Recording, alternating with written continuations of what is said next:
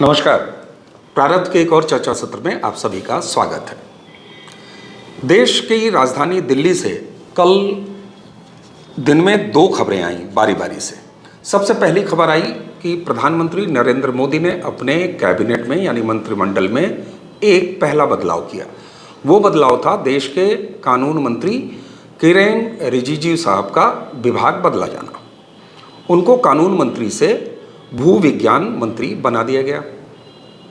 यह काम हुआ दोपहर से पहले यानी दिन की शुरुआत में। उसके बाद से देश भर में तमाम चर्चाएं शुरू हो गईं, चाहे वो स्थापित मीडिया हो, चाहे वो यूट्यूब के तमाम प्लेटफॉर्म्स हों, राष्ट्रवादी हों, गैर राष्ट्रवादी खेमा हो, कांग्रेस के लोग हों, चाहे वो भारतीय जनता पार्टी के लोग हों, चाहे राष्ट्रवादी हों। हम इससे बचते रहे प्रारब्ध के अपने मंच पर कोई बात करते हुए। कल हमने इस पर कोई चर्चा नहीं की। क्यों? क्योंकि हमारा आकलन ये कह रहा था कि अभी ये एक बदलाव ही मात्र बदलाव नहीं है, अभी कुछ और भी होना है। और हमारा आकलन सही हुआ तब जब दोपहर के बाद उसी कानून मंत्रालय में राज्य मंत्री एसपी बघेल साहब का भी विभाग बदल दिया गया। उनको स्वास्थ्य विभाग में राज्य मंत्री बना के भेज दिया गया। देर शाम चर्चाएं एक बार फिर कानून मंत्री किरेन रिजिजू साहब के ऊपर ही केंद्रित रही। कहीं ये कहा गया कि साहब मोदी जी ने घुटने टेक दिए, मोदी जी पीछे हो गए, सजा मिल गई, बलि का बकरा बन गए किरेन रिजिजू।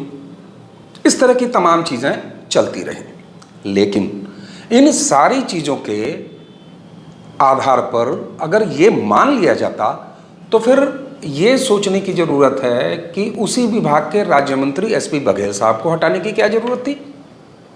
एक कुर्बानी बहुत थी अगर ये कुर्बानी थी। दूसरी बात, अगर ये किसी गलत काम या किसी नाराज़गी की वजह से हुई थी तो नाराज़गी एक व्यक्ति से हो सकती थी यानी किरेन रिजिजू साहब से। उनको हटा दिया गया। लेकिन एसपी बघेल साहब को क्यों हटाया? इसका मतलब है कि प्रधानमंत्री मोदी ने ये दो बदलाव अपने मंत्रिमंडल में करते हुए कानून मंत्रालय में बदलाव किया है, न कि किसी एक व्यक्ति में, न कि किसी एक मंत्री में, क्योंकि विभाग के दोनों मंत्री बदले गए। अब ऐसा हुआ क्यों? ऐसी जरूरत क्या हुई? न कोई ऐसा दबाव समझ में आ रहा था। इसलिए जब कोई कारण नहीं समझ में आता है, साफ नहीं होता है, तो लोग हर तरफ अपने अपने आकलन, अपनी अपनी गणित, अपने अपने पसंद और अपनी अपनी सोच के हिसाब से उसकी व्याख्या की जाती है। और यही बीते करीब 20, 22, 24 घंटों में देश में चल रहा है। देखिए, अब हम बात करेंगे जरा डेट वाइज, कैलेंडर वाइज, जिसमें आपको फैक्ट भी मिल जाएंगे। 16 मई की तारीख यानी मंगलवार का दिन, अभी आज हम बात कर रहे हैं 19 तारीख को, 16 तारीख को कोलेजियम यानी जो जजों का चुनाव करती है सुप्रीम कोर्ट में, 5 मेंबर उसके हैं, उनकी एक बैठक हुई। अब ये बड़ी रूटीन सी बैठक थी। उसकी क्या वजह थी? सुप्रीम कोर्ट में कुल 35 जजों के 34 जजों की जगह है।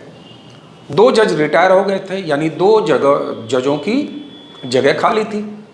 तो कोलेजियम की बैठक होनी ही थी, क्योंकि सुप्रीम कोर्ट में पहले ही केसेस का इतना दबाव है तो जज पर्याप्त संख्या में होने चाहिए। 34 की संख्या है, 32 हो गई थी तो उसको फिर से 34 करना था। तो कोलेजियम ने 2 नाम तय किए और उन नामों की सिफारिश की। उनमें एक नाम था आंध्र प्रदेश के हाईकोर्ट के मुख्य न्यायाधीश श्री प्रशांत मिश्रा जी, और दूसरे सुप्रीम कोर्ट के सीनियर वकील, 2 दशक से ज़्यादा उनकी प्रैक्टिस है, केवी विश्वनाथन जी। इन दोनों का नाम कोलेजियम ने कानून मंत्रालय को भेज दिया। अब यहाँ प्रक्रिया देखिए। केंद्र कोलेजियम नाम तय करता है, वो करने के बाद कानून मंत्रालय को भेज देता है। कानून मंत्री उस पर अपनी अनुशंसा के साथ उसको पीएमओ यानी प्रधानमंत्री ऑफिस भेजते हैं फाइनल अप्रूवल के लिए। तो किरेन रिजिजू साहब ने 16 तारीख के इस प्रस्ताव, इस सिफारिश को 17 तारीख को अपने रिकमेंडेशन के साथ कॉलेजियम के इन 2 नामों को प्रधानमंत्री कार्यालय में अप्रूवल के लिए भेज दिया। बिल्कुल रूटीन सामान्य प्रक्रिया। अब आती है तारीख 18 तारीख को, यानी तीसरे दिन 16 को कॉलेजियम नाम प्रस्तावित करता है। 17 को कानून मंत्री पीएमओ भेज देते हैं वो फाइल।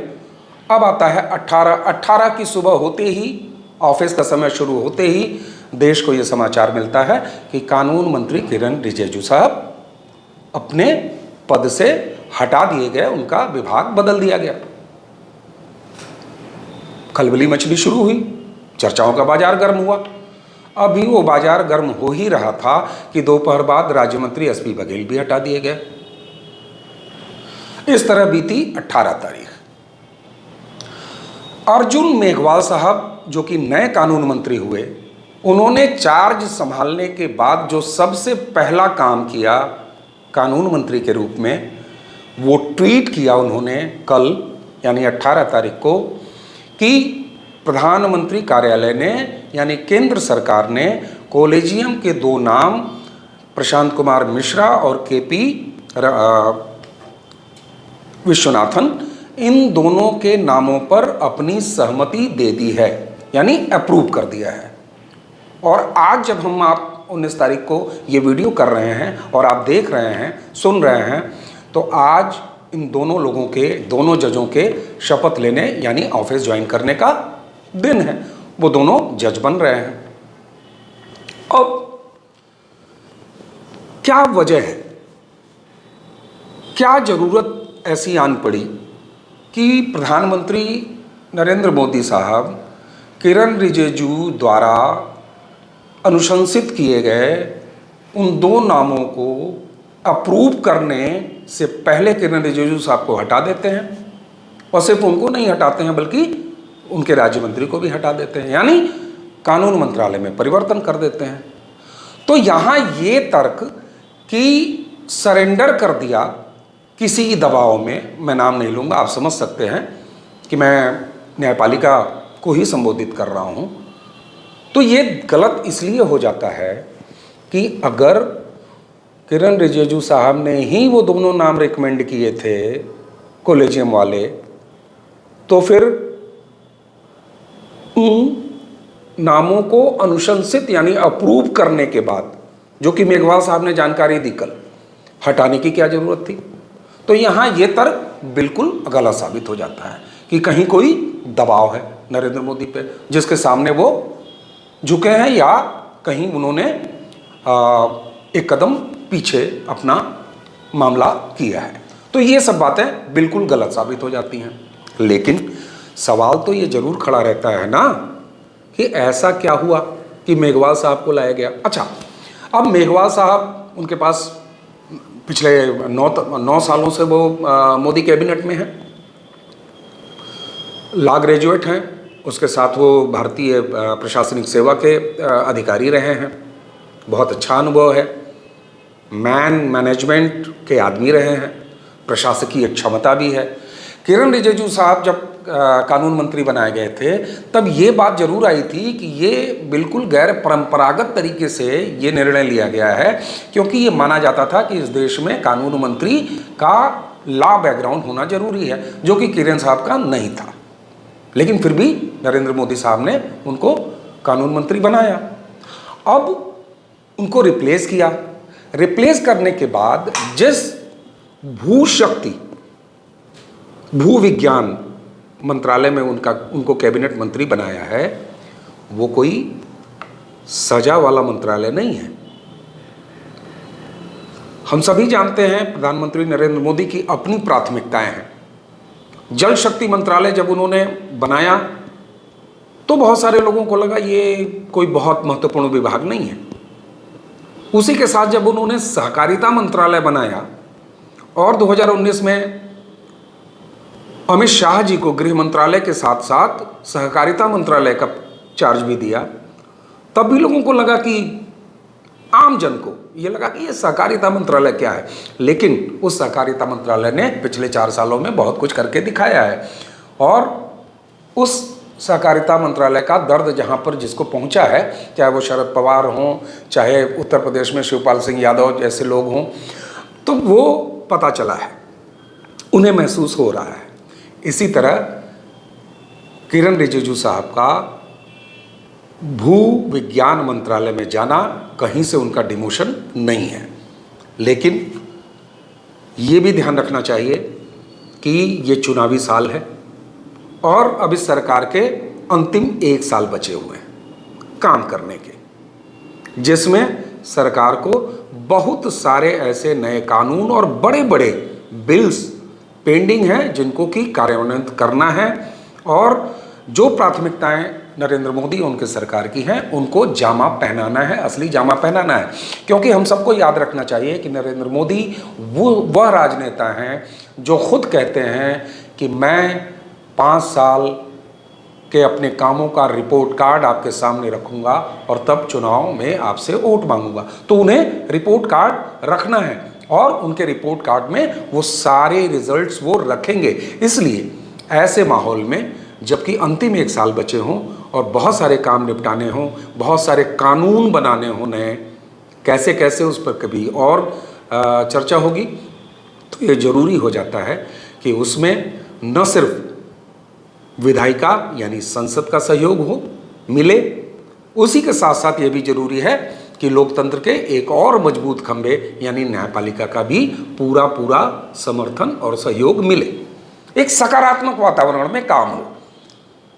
आज जो लोग पिछले 24 घंटों से नरेंद्र मोदी के इस फैसले की आलोचना कर रहे हैं, तो जरा उनको याद करना चाहिए दिल्ली के सुल्तान अरविंद केजरीवाल की कार्यशैली का।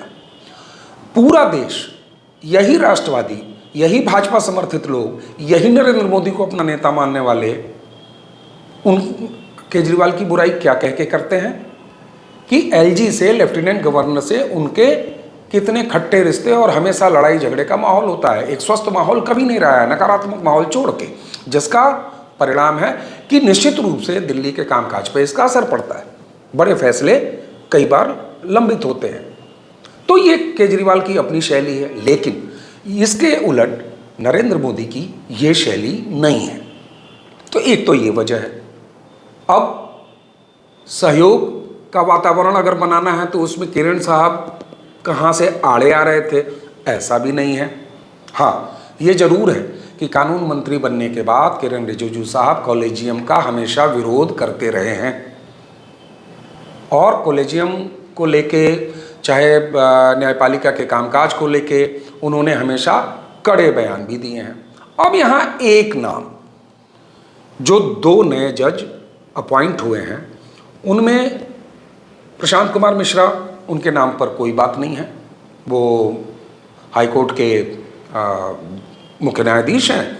सामान्यतः ये होता है कि वही प्रमोट होकर सुप्रीम कोर्ट में आते हैं। लेकिन दूसरा नाम जो केवी विश्वनाथन साहब का है, वो कहीं के जज नहीं हैं, वो सुप्रीम कोर्ट के सीनियर वकील हैं, 20 साल के लगभग उनका अनुभव है।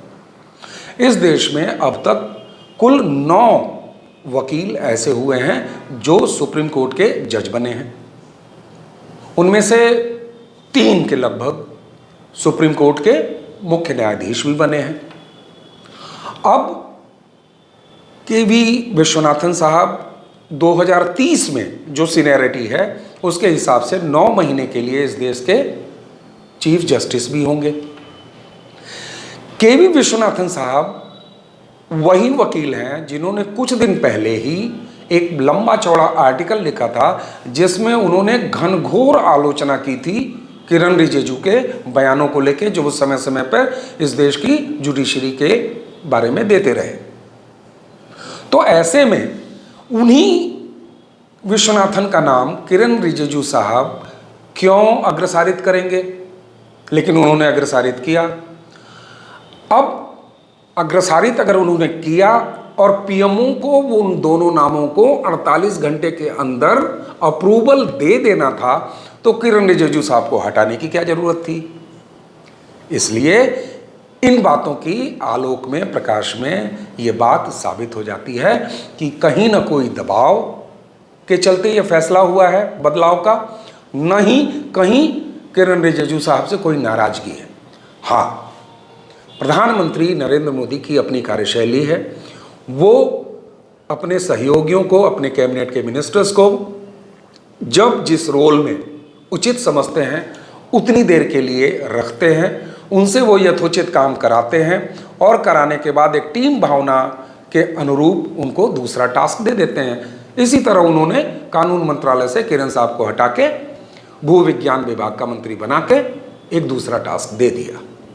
और हाँ, इसी के साथ एक परसेप्शन जो कानून मंत्रालय का अगर कुछ विवादों को लेकर बंद खड़ा हुआ था, तो उसको बदलने के लिए उन्होंने राज्य मंत्री एसपी बघेल साहब को भी दूसरा जिम्मेदारी दे दिया, उन्हें स्वास्थ्य की जिम्मेदारी दे दी। तो ऐसे में इन आशंकाओं में पड़ने की कोई आवश्यकता नहीं है। ये नरेंद्र मोदी साहब की अपनी शैली है, जिसमें वो 100 में 100 नंबर लेने के लिए अपना पूरा प्रयास करते हैं और इसलिए वो बिल्कुल खेल भावना के तहत कब किस खिलाड़ी को किस मोर्चे पर लगाना है, उससे क्या काम लेना है, वो बखूबी जानते हैं और ऐसा पिछले 9 सालों से वो करते आ रहे हैं। मुझे लगता है कि पिछले 24 घंटों में इस केंद्रीय मंत्रिमंडल में हुए बदलाव को लेके जितनी भी चर्चाएं, कहानियां, कुछ रस भरी कहानियां, कुछ तीते, कुछ खट्टे, जो भी चूरन बात और हवाएं फैलाई गई हैं, उसके बारे में एक स्वस्थ और सकारात्मक समझ हमारे इस चर्चा के माध्यम से आप तक पहुंची होगी। तो आज के इस वीडियो को करते हैं यही ख़त्म और आपसे लेते हैं विदा लेने से पहले एक बार फिर आपसे वही प्रार्थना कि अब तक अगर आपने प्रारब्ध को सब्सक्राइब नहीं किया है तो कृपा करके सब्सक्राइब कर लीजिए, लाइक कीजिए, शेयर कीजिए। नमस्कार।